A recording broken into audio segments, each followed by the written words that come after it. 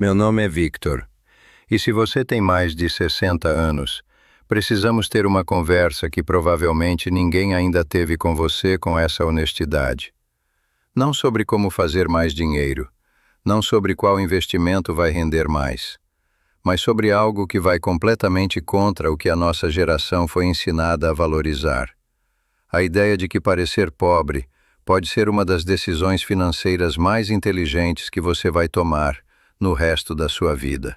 Eu sei como isso soa.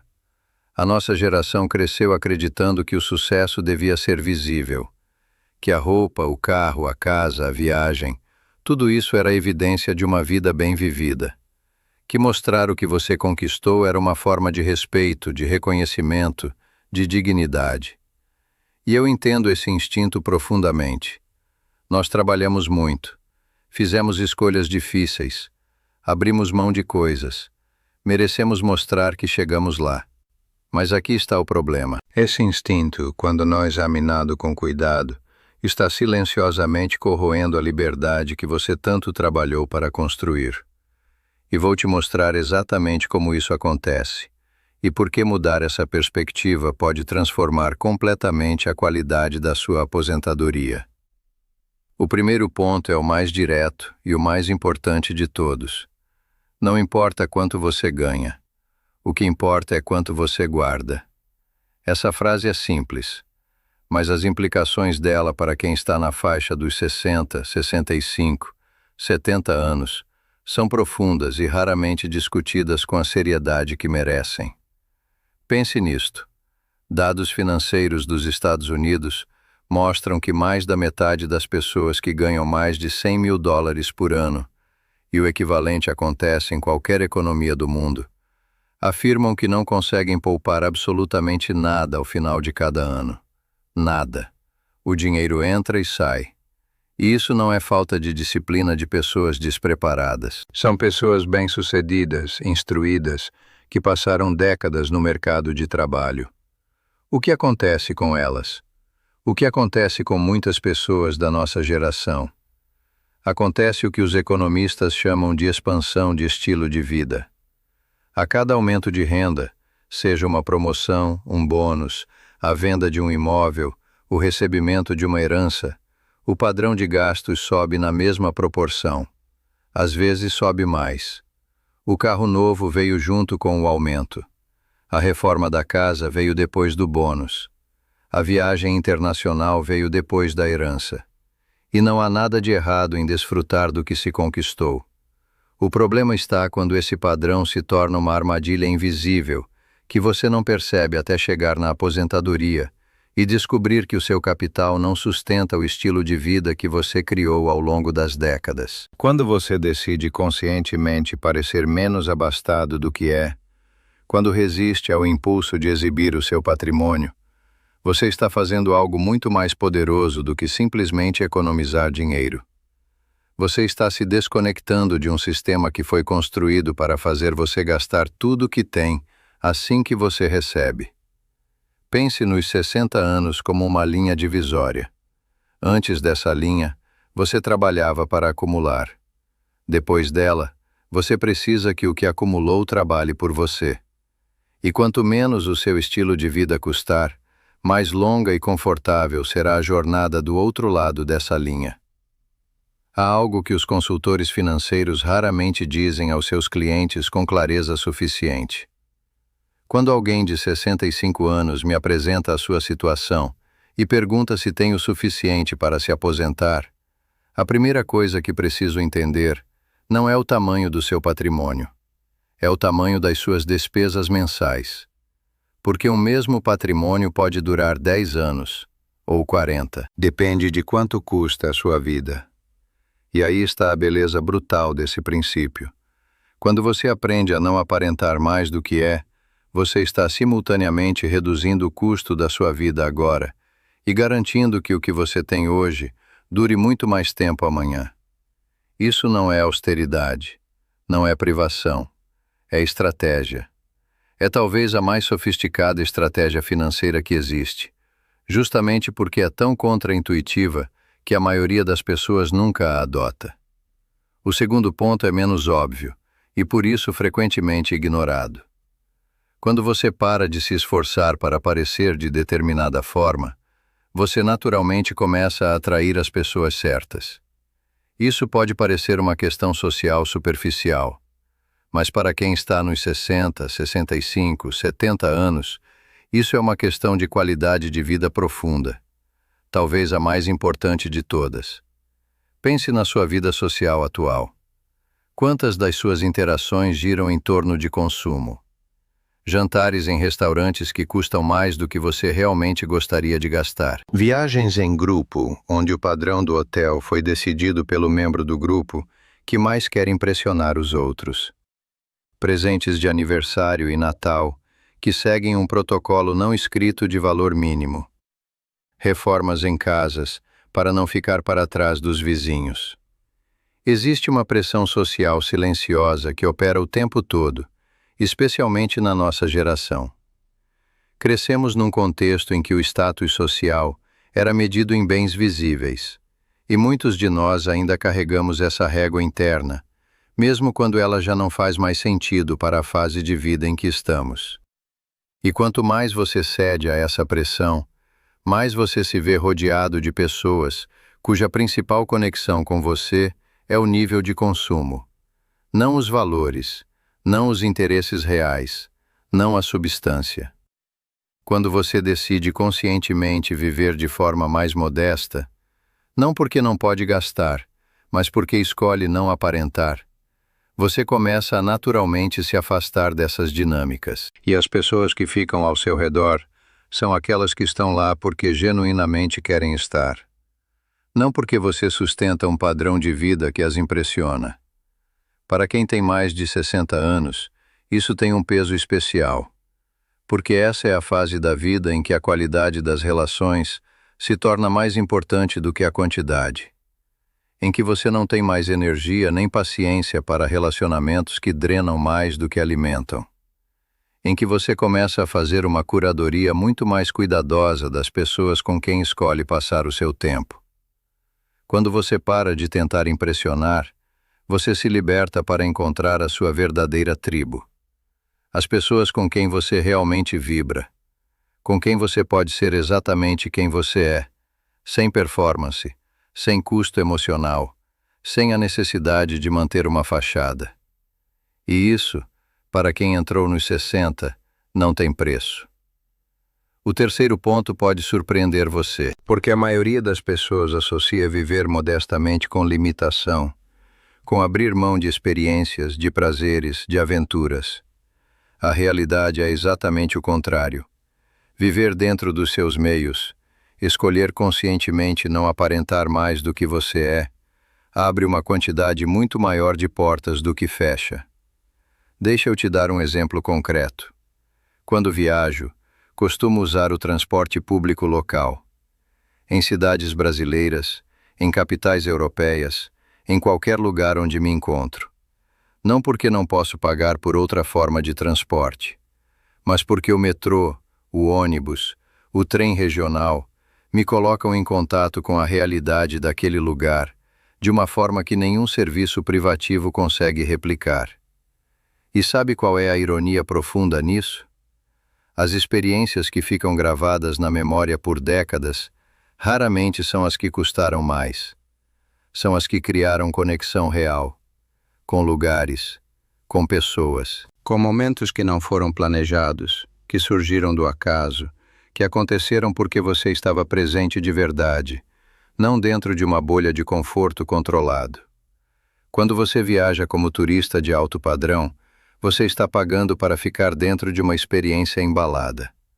Uma experiência muito confortável, certamente, mas que poderia ser em qualquer lugar do mundo, porque foi projetada para ser igual em qualquer lugar do mundo.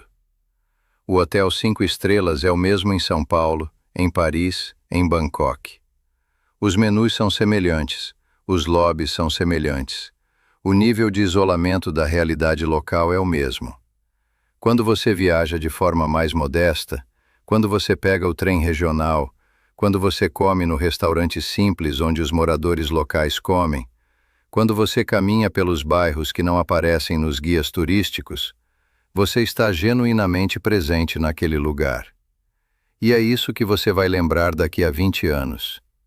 Essa lógica se aplica a muito mais do que viagens. Ela se aplica à forma como você ocupa o seu tempo no dia a dia, como você se relaciona com a sua comunidade, como você encontra prazer nas coisas simples que estão sempre disponíveis, mas que o excesso de consumo nos treinou a ignorar. Os maiores patrimônios que eu já observei ao longo da minha vida não foram construídos por pessoas que gastavam em proporção ao que ganhavam. Foram construídos por pessoas que entendiam, de forma intuitiva ou deliberada, que a experiência real da vida, o prazer genuíno, a conexão verdadeira, a memória que permanece, não tem um preço de catálogo, e que gastar muito, frequentemente, não compra mais experiência, compra apenas mais aparência. O quarto ponto é, para mim, o mais filosoficamente rico de todos, e ele veio de uma fonte improvável. Há uma frase que ouvi certa vez em uma canção, simples como tantas verdades profundas costumam ser, que ficou comigo por muitos anos. A frase diz: "Não é ter o que você quer, é querer o que você tem." Parece simples, parece talvez clichê, mas quanto mais eu penso nessa frase à luz de tudo que observei ao longo da vida, mais eu percebo que ela encapsula uma das verdades mais importantes sobre riqueza real e felicidade genuína que qualquer pessoa pode internalizar. A nossa geração foi educada para sempre querer mais. Mais dinheiro, mais espaço, mais status, mais conforto, mais reconhecimento. E esse motor interno de ambição foi útil.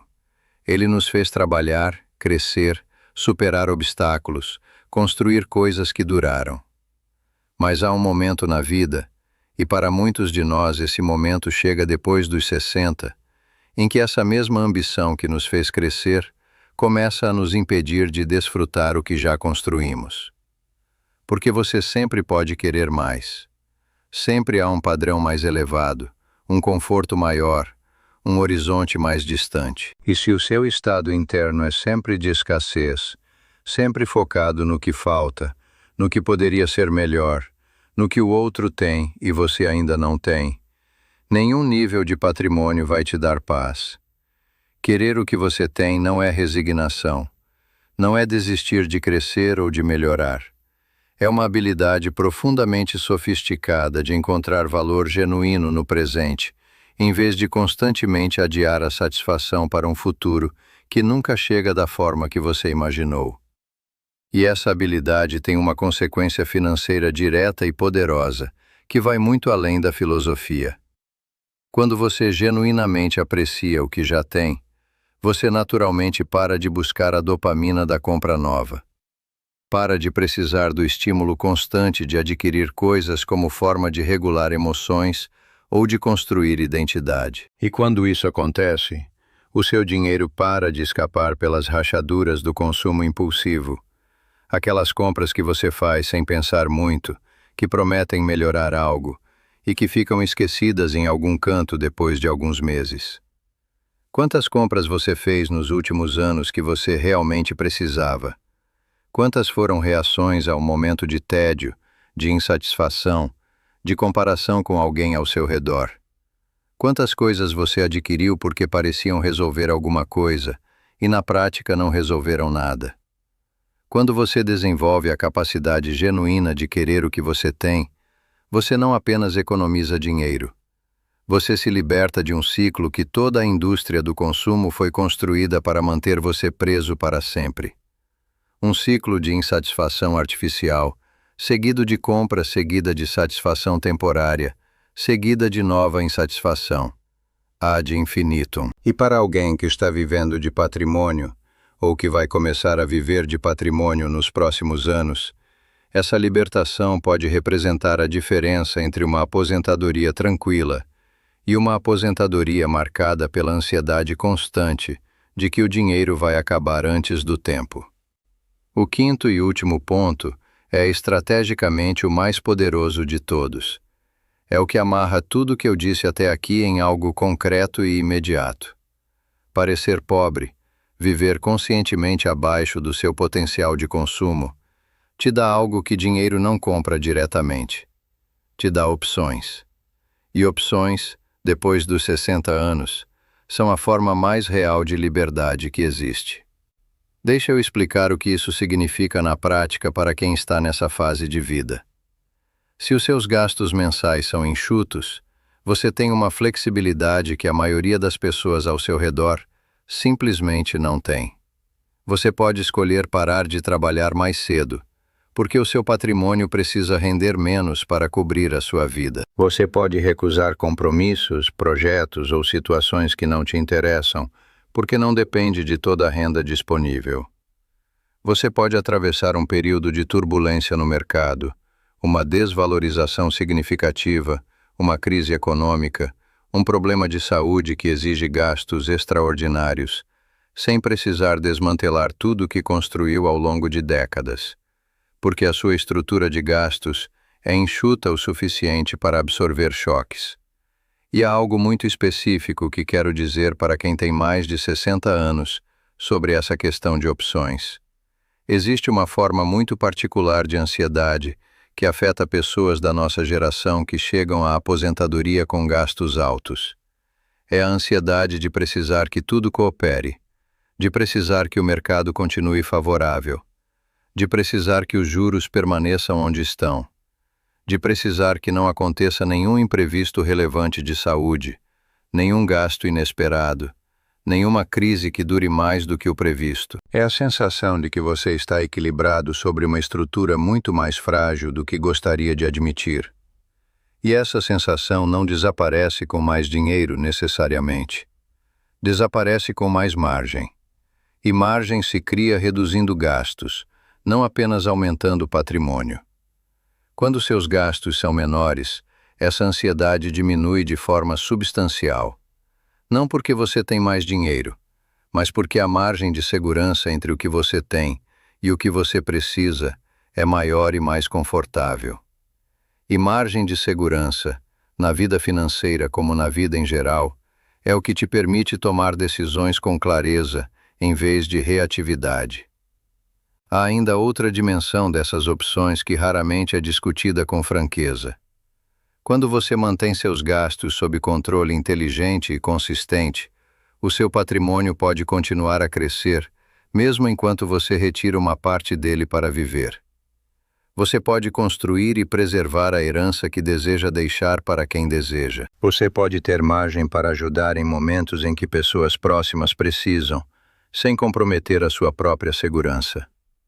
Você pode atravessar toda a última fase da vida com dignidade e autonomia completas, sem depender da generosidade de ninguém e sem se tornar um peso para quem você ama. Isso é o que as opções compram.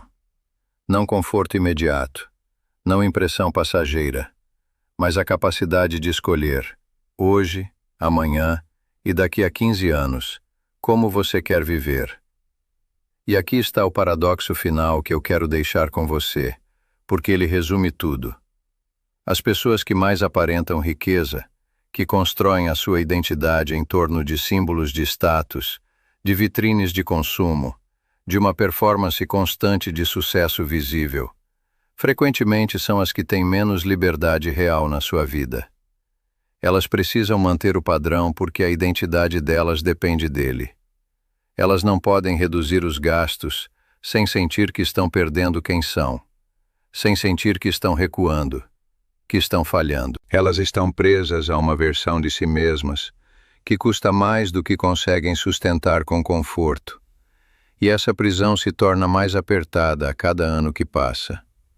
As pessoas que escolhem conscientemente não aparentar, que vivem de forma simples, não por necessidade, mas por filosofia deliberada, por sabedoria acumulada, têm uma liberdade que vai muito além do financeiro.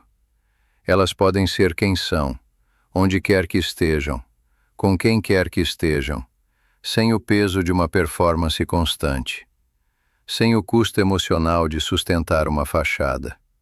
Essa liberdade, depois dos 60 anos, é o bem mais valioso que existe. Não é o saldo na conta, não é o imóvel no bairro certo, não é o carro do ano. é a capacidade de acordar todas as manhãs e saber que a sua vida não depende de impressionar ninguém.